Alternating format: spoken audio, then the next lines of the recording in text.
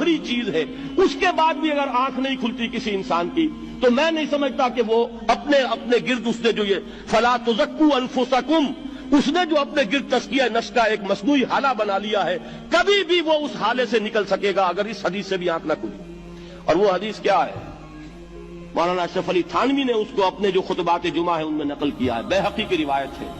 اوحى اللہ عز وجل الى جبرائیل علیہ الصلوۃ والسلام ان اقلب مدینۃ کذا وکذا باہلھا، اللہ نے حکم دیا حضرت جبرائیل کو فلاں فلاں بستیوں کو الٹ دو اس کے رہنے والوں سمیت۔ قال فقال، حضور نے فرمایا، اس پر حضرت جبرائیل نے عرض کیا بارگاہ خداوندی میں، ان فیہا عبدک فلانا لم یعصک طرفۃ عین، پروردگار اس بستی کو الٹ دوں، اس میں تو تیرا فلاں بندہ بھی ہے جس نے کبھی پلک جھپکنے جتنی دیر بھی معصیت میں بسر نہیں کی۔ اب آپ اندازہ کیجئے، یہ جو ہے نا اپنے آپ کو رگڑنا اور مانجنا اور پوری زندگی رگڑنے میں اور مانجنے میں لگا دینا۔ ہم بعض بزرگوں کے تذکرے میں سنتے ہیں اتنے اللہ والے تھے کہ ان کا گھوڑا بھی کوئی مشکوک دانہ نہیں کھاتا تھا، اور وہ خود جو ہے وہ انگریز کی عدالت میں بیٹھے ہوئے اور انگریز کی نوکری کر رہے تھے۔ یہ ہے وہ میکروسکوپک اور مائکروسکوپک کا عدم توازن۔ طاغوت کی چاکری کر رہے ہیں، انگریز کی ملازمت کر رہے ہیں، انگریز کے قانون کی تنفیذ کے اندر اعلی کار بن رہے ہیں، لیکن ذاتی تقویٰ اور ذاتی نیکی اور ذاتی للہیت جو ہے اس کا معیار یہ ہے کہ ان کا گھوڑا بھی مشکوک چارہ اور مشکوک کھانا نہیں کھا سکتا۔ یہ ہے وہ عدم توازن، اس کو نوٹ کیجئے گا، جس کو کہ اس حدیث میں محمد رسول اللہ صلی اللہ علیہ وسلم نے واضح کر دیا کہ حضرت جبرائیل عرض کرتے ہیں کہ اللہ فلاں بستی کو الٹ دوں، اس میں تو تیرا فلاں بندہ بھی ہے جس نے پلک جھپکنے جتنی دیر بھی معصیت میں بسر نہیں کی۔ ذاتی نیکی کا اب اس سے اونچا کوئی مقام کوئی شخص مجھے اگر بتا سکے تو میں اس کا مرید ہو جاؤں گا۔ اس سے اونچا کوئی مقام ہوگا کہ آنکھ جھپکنے جتنی دیر بھی کسی نے معصیت میں بسر نہیں کی، ذاتی نیکی کی معراج۔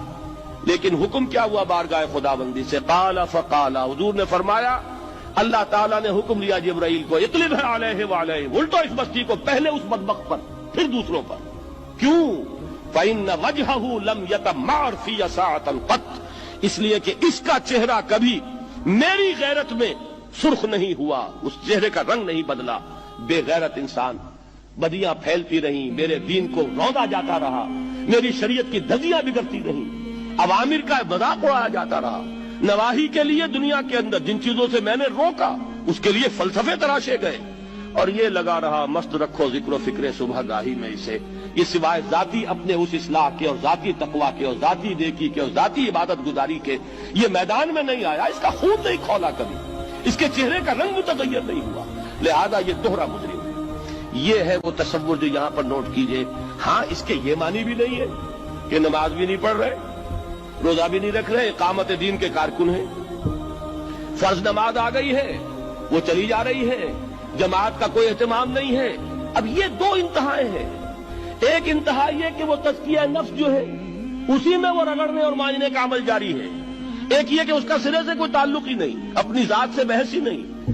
وہ کیفیت وہ ہو گئی ہے جو یہود کی آئی ہے قرآن مجید میں کہ تامرون الناس بالبر وتنسون انفسکم وانتم تتلون الکتاب، کیا تم لوگوں کو نیکی کا حکم دیتے اور اپنے آپ کو بھول جاتے ہو؟ یہ دوسری انتہا ہے۔